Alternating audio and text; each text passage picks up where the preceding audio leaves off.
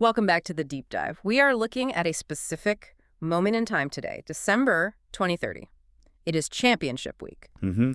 But if you've been looking at the stack of reports we have in front of us, the coaching intel, the efficiency metrics, the governance memos, you realize pretty quickly that the air feels thin this year. Yeah. It feels heavy, and I mean that in the best possible way for a consumer, but perhaps the most terrifying way for the people actually employed in this sport. It is extremely heavy. And I think heavy is the right word because we aren't just talking about who gets to hold a trophy on a podium in Atlanta or Las Vegas. No. We're talking about leverage. That is the word that kept flashing in neon lights as I went through this research. Yeah. We are looking at a weekend defined by leverage. Who has it, who is losing it, and who is, frankly, desperate to get it back. And it's a different kind of desperation than we saw in the mid-20s, isn't it? Completely different. Back then, chaos was the norm. We had realignment craziness, the courts involved every other week, the portal spinning like a top. It was wild. The Wild West. You can always find an excuse. Exactly. But here we are in 2030. We have this new governance structure. The sport has, on paper, stabilized. But looking at these matchups, I have to ask, has stability actually made the pressure cooker worse? Stabilized is the polite word for it. I'd say it's calcified. And that is exactly why this weekend feels so high stakes.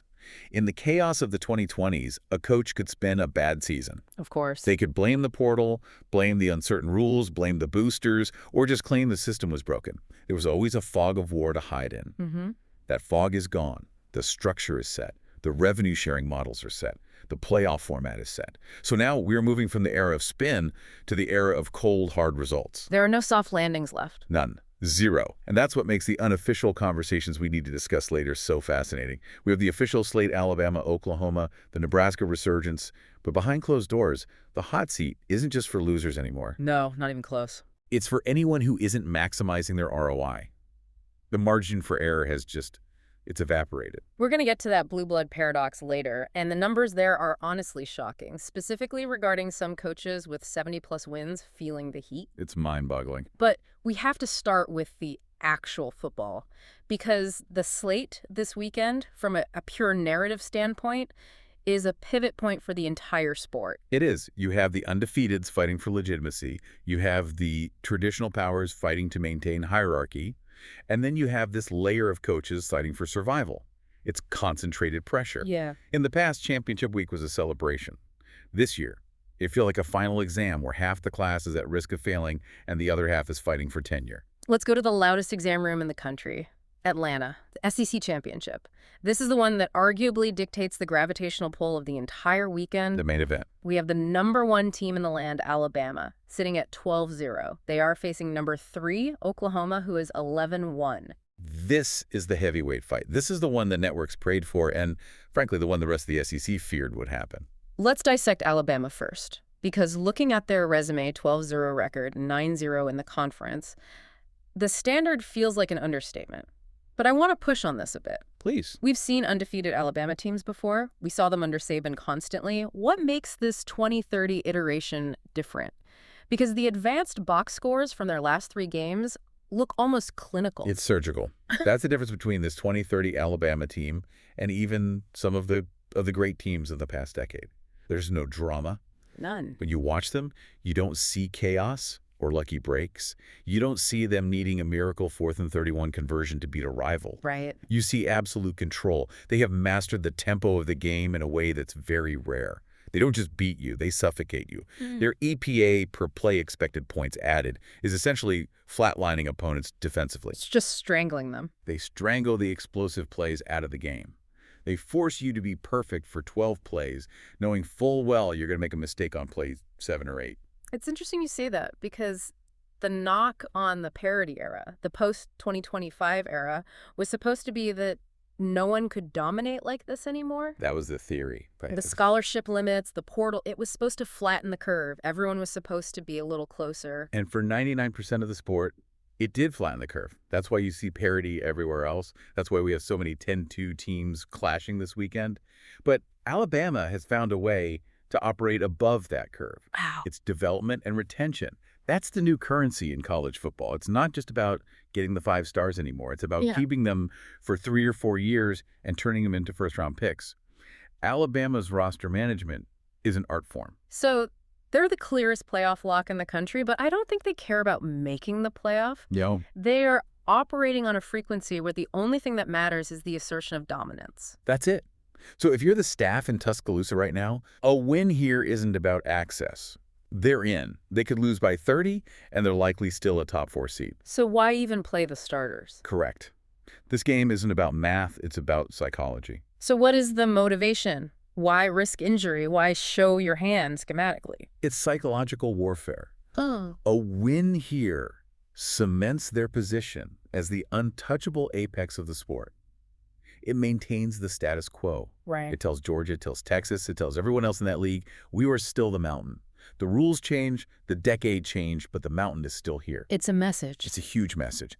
If they win the SEC at 13-0, they enter the playoff with an aura of invincibility that is worth 3 points on the spread alone. Which brings us to the challenger, Oklahoma. And I love this narrative because for a long time, the book on Oklahoma was flashy. High-flying offense, Heisman quarterbacks, but maybe a little soft when you punch them in the mouth. The Lincoln Riley residue, if you want to call it that, from way back when. A kind of finesse identity. Exactly.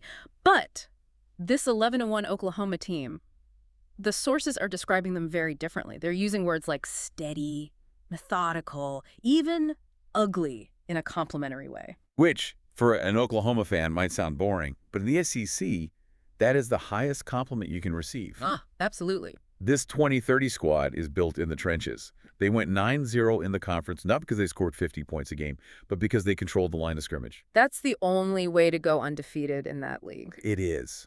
They've shown resilience in close games. They've proven they can get into a fistfight in a phone booth and come out standing. Their run defense success rate is top 5 in the country. That is how you survive in this league. So that's the fundamental conflict here. You have the clinical perfect machine in Alabama versus this gritty, brawling Oklahoma team that feels like it's finally shedding its old skin. Right. And this is the so what of this game for me. It's strictly about hierarchy. If Alabama wins, the world keeps turning. The sun rises in the east, Bama wins the SEC. Business as usual. But if Oklahoma wins, it feels like a tremor. It's a massive tremor. It's a tectonic shift. Because it validates Oklahoma's transition into the SEC inner circle completely. All those old questions go away. Instantly. Remember, when they moved over with Texas, there was a question. Can they survive the grind? Can they handle a 9-game SEC schedule year after year? If they win this in Atlanta against an undefeated Bama, that question is answered forever. It reframes the entire national picture. It says they're not just a member of the club, they're on the board of directors. It's the difference between being a guest in the SEC and being a landlord. Perfectly put. They want to be landlords. Yeah. And beating the #1 team in the country is the only way to get the deed to the property. Okay, so while the SEC is deciding the top of the food chain, we have to look at the other power conferences because the storylines there are, well, they're more about redemption than dominance. Yeah, the stakes feel a little more desperate in a way. Let's shift gears to the ACC. We're going to Charlotte. A very different 5 in Charlotte. Very different. We have number 7 Miami versus number 9 Clemson. Both teams are 10-2. Both are 8-1 in conference play. On paper, it looks like a mirror image. It does. But when you dig into the psychology of these two locker rooms, they are in completely different universes. They really are. This is a fascinating psychological study. Let's start with Miami. 10-2 for Miami feels stable, which is a word we haven't associated with that program in 20 years. It feels validated. The narrative coming out of Coral Gables is renewed confidence. For years, Miami was the paper tiger. Always. Every August, they were back. They'd win the offseason, they'd sign the flashy recruits, and then they'd go 7-5. This season, they found balance. They aren't relying on one superstar making a crazy play to bail them out. They've been consistent. They win the games they're supposed to win. They've won the games they were supposed to win, which was always the Achilles heel. They're not losing to a mediocre conference opponent on the road anymore. So for Miami, this game is about confirmation. It's the "we are back" stamp. But not in the meme way, in the real way. Right, not the T-shirt slogan. A win in Charlotte marks a return to true national relevance. Yeah. It confirms the rebuild is over. It confirms that their NIL strategy, their coaching stability, it all worked. It's proof of concept. And then you have Clemson, and this is where that heavy feeling comes back. Because 10-2 for Clemson doesn't feel like a celebration. No, not at all. Because remember context. Earlier this season, Clemson was ranked as high as number 2. They were on that collision course with Alabama. They had the path to the #1 seed. They fell. They stumbled. They lost a game they shouldn't have, and then another one that was a toss-up. So they are entering this game with regret. They are entering with anxiety. The patience in Clemson is not unlimited anymore. We've seen the tenure evolve. We've seen the changes. But questions are starting to creep in. The whispers. Are they sliding? Is the standard slipping? Has the rest of the ACC caught up? We call this a credibility game. Define that. A credibility game is where the result determines how we view your trajectory for the next 3 years. If Clemson loses this and drops to 10-3, the whispers about them being past their prime get very loud, very fast. It becomes a real narrative. A very real, very dangerous narrative for recruiting. They need to silence the questions.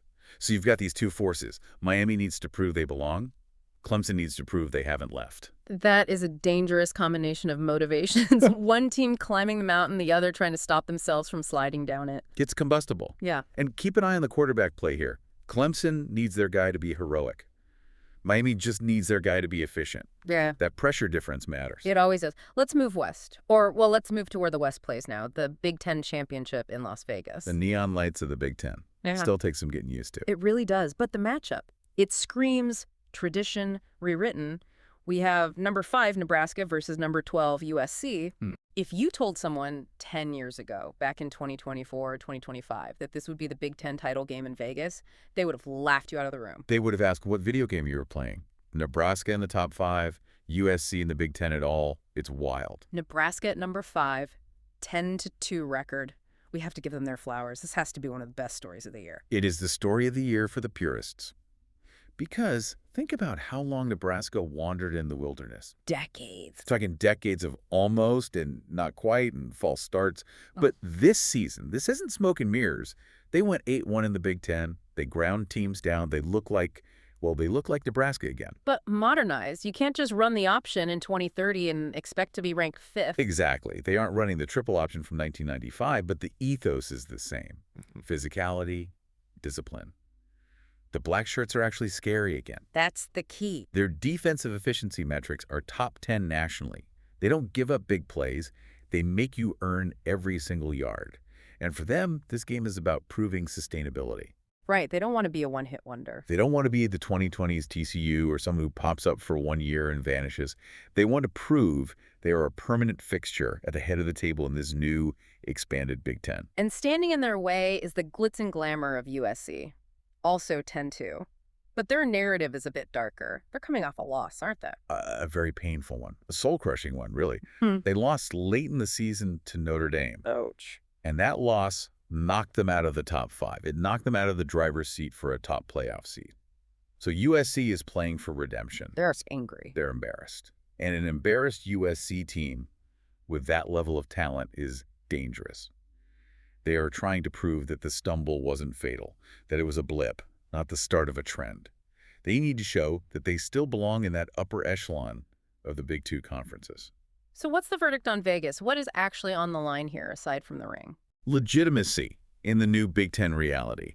We know Ohio State is usually there. We know Oregon is usually there. We've seen Penn State and Michigan in the mix. Nebraska and USC are fighting to say, we are the other pillar. A battle for that 4th seat at the table. Exactly. It's a massive clash of brands. Corn versus Coast, grit versus flash. It's perfect. And think about the visual Nebraska red filling up a stadium in Las Vegas. That's a statement to the rest of the conference about fan base power, too. I want to round out the power conferences with the Big 12 because looking at the spread and the metrics, this feels like the tightest game on the board. It really does. We're in Arlington. Number 10, Oklahoma State versus number 11, Texas Tech. This is a coin flip, absolute coin flip. I looked at the simulations, and it's split 50-50 almost down to the decimal. You have Texas Tech, who carries the weight of a perfect 9-0 conference record, which, frankly, in the Big 12 is incredibly hard to do. It's a gauntlet. It is a minefield. To go 9-0 in that league means you survived some weird games. You survived the road trips to weird environments. You won a Thursday night game in the snow or something bizarre. Right. Tech has earned this. Their offense has evolved. It's not just the air raid anymore. They run the ball with power now. They can control the clock if they need to. And then Oklahoma State, they're quietly just one of the most physical teams in the league. They haven't been getting the headlines Tech has, but they are right there. They never get the headlines. That's their brand. They just show up. They're tough as nails. And they win 10 games. And the phrase "no margin left" really applies here more than anywhere else. Because look at the rankings, number 10 and number 11. They are right on the bubble. They are dancing on the razor's edge. The winner of this game builds a foundation. They are the Big 12 champion. They secure their spot in the postseason hierarchy. They get the bye. They get the path. A home playoff game is likely on the line. And the loser. The season becomes a footnote. Precisely. You go from 10-2 and playing for a title to 10-3 and nice season. Enjoy the bowl game in Orlando. The history books aren't kind to the runner-up in this specific scenario. It's a game where the winner takes everything and the loser goes home with nothing but regrets. The drop-off in prestige from Big 12 champ to Big 12 runner-up is steeper than in any other conference this year. That's the brutality we talked about at the top, the edge of consequence. It's binary, success or failure, decided in 60 minutes. I want to shift to the West Coast again, but specifically the Pac-12, because there is a team sitting there at 12-0 that we need to talk about, Fresno State. The symbolic centerpiece of the weekend. And I think that's the right word for it, symbolic. They are hosting Boise State in Fresno. Fresno State is ranked number 6, 12-0, perfect record. And yet, there's skepticism. I feel like we have this conversation every year about the highest-ranked G5 or Pac-12 team. There is always skepticism when you weren't in the SEC or the Big Ten, even in 2030. It's just the reality of the media landscape. Fresno State has been perfect. Perfect execution, perfect on the scoreboard. They've won every game. But they haven't erased the doubt because the strength of schedule metric isn't elite. It just isn't. So this is about respect. This game is about commanding respect without qualifiers. They don't want to be good for a Pac-12 team. They want to be viewed as a national power. A win here keeps them in the top 6, maybe top 5, and gets them a home playoff game. That's a massive deal for that program and that conference. And Boise State isn't a pushover. This isn't a walkover championship game. Not at all. Boise is 10-2, unranked, but they are dangerous. They are experienced. And most importantly, they are playing with house money. Nothing to lose. They have nothing to lose. A team with nothing to lose is the most dangerous opponent an undefeated team can face. Boise's been in this position historically so many times, they know how to spoil a party. That tension between perfection and respect really bleeds into the group of 5 conversations, too. We have a lot of teams having incredible seasons, but they are fighting for space. It's the battle of access versus reality. Context is king here. You have all these great stories, but how do they stack up against each other and against the big boys? Let's run through a few of these because the records are eye-popping. In the MAC, we have Bowling Green, 12-0, ranked number 18. That's absurdly impressive. An incredible run. 12-0 is hard to do anywhere. I don't care who you're playing. To get a team ready to go 12 straight times is a feat of coaching. No question. They're facing Western Michigan in Detroit. For Bowling Green, this is about capping off a historic season. If they finish 13A, that's a legacy team. That's a team that gets invited to the big table in the postseason discussions for that final at-large G5 spot. Then look at Conference USA. This one really caught my eye. We have number 20, Georgia Southern hosting. Wait for it. Number 14, Delaware. That is the one that jumps off the page. Delaware at 11-1 and ranked 14th. That is a massive achievement for that program. It shows how deep the quality of football has gone in this new era. Delaware has successfully made that jump up, recruited well, and now they're sitting there inside the top 15. That is a validation of the entire system. And we've got the American Championship with number 15, Georgia State versus Rice. The Mountain West has number 24, Missouri State hosting San Jose State. And the Sun Belt has Louisiana versus number 25, Arkansas State. You've got ranked teams everywhere. What this tells me is that the undefeated season and the conference championship still matter deeply. But the context, the who did you beat and how did you look, has never mattered more. Right. These teams are fighting for a slice of the national pie, and every single play in these games contributes to their argument. If Delaware wins big on the road against a ranked team, do they jump a power conference loser? That's the question. That's the question the committee has to answer, and it makes these games incredibly compelling. Okay, so that's the glory, that's the trophies, the celebrations. Now we have to talk about the other side of the coin, the hot seat watch. This is where it gets heavy. We mentioned at the top that the margin for patience has narrowed. And looking at this list of coaches under pressure, it is shocking who is on it. It's not just the guys winning 3 games. No. Stability is valued, but results rule. And results is a moving target depending on where you are. What's a great season at Vanderbilt is grounds for termination at Texas. Let's break this down into groups. First, the group where the results just aren't aligning with expectations. These are the guys really feeling the heat. Right. You look at Ben Arbuckle at Tulane, 7-17 record. That's tough. Tulane expects to be a G5 power, essentially. They expect to be in the mix for the Access Bowl every year. That's the standard now. It is. Pete Lembo at Georgia Tech, 14-23. Alex Mortensen at Virginia, 11-25. These are programs that expect to be competitive, to go to a bowl game every year, and the numbers just aren't there. But the name that jumps out here, the one that makes you do a double take, is Bryant Vincent at Florida State, 11-14. That is the shocker in this group. Florida State is a massive brand, a blue blood. To be 11-14 and sitting in this results not aligning category, that is a 5-alarm fire in Tallahassee. How does that even happen? FSU is a recruiting machine. They have access to some of the best talent in the country. It's a failure of roster management and culture fit. You can recruit stars, but if you don't have the development piece, which we praised Alabama for earlier, you end up losing close games. You get a talented but undisciplined team. And 11-14 implies they are losing a lot of games they should win. The boosters there are not known for their patience. That is a very, very precarious position. You have Shane Beamer at NC State, 23-27. He's been around, but the trajectory isn't pointing up, is it? And NC State is a place that feels like they should always be a tough out, a solid 8-4 team. 23-27 over that span suggests stagnation. They're just treading water. Then we have the second group, the very hot and internal questions. This seems to be focused on the Big 12 and the Midwest. Yeah, the one that is explicitly noted as very hot is Sherry Shaw at Cincinnati, 15-33. That is a record that makes it very hard to sell a future.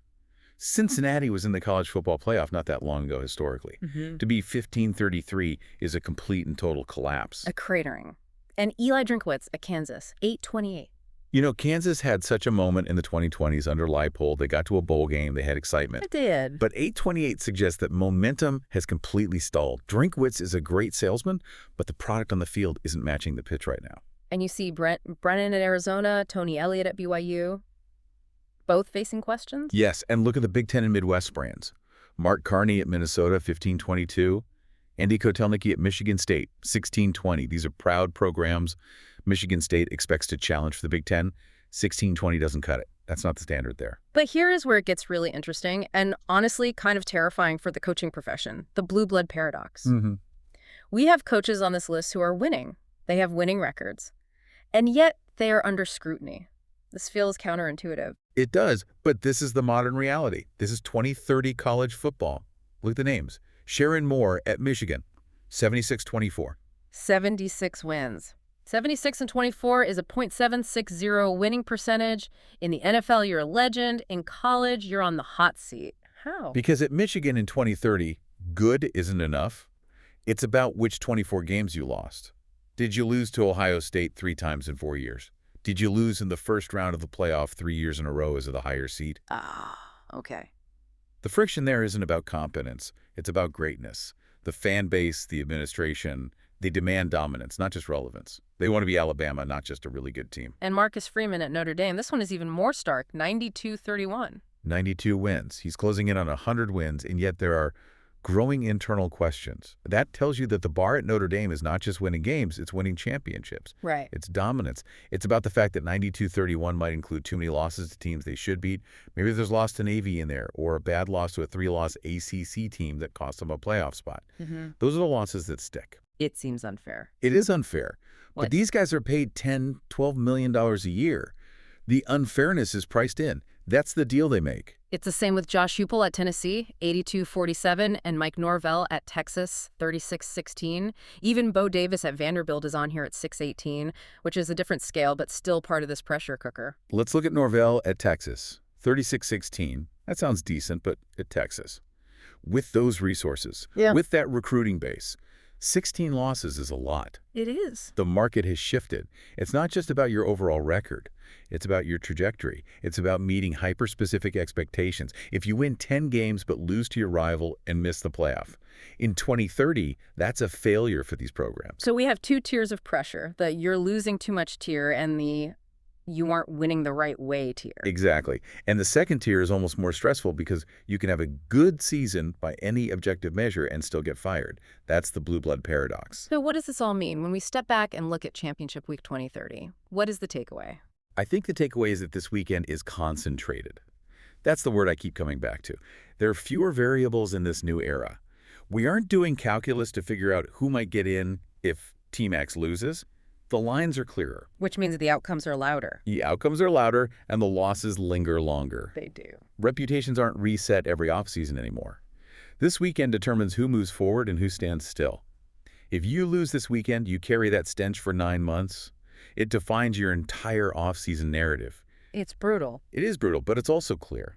And for college football in 2030, that clarity provided by these games might be the biggest win of all.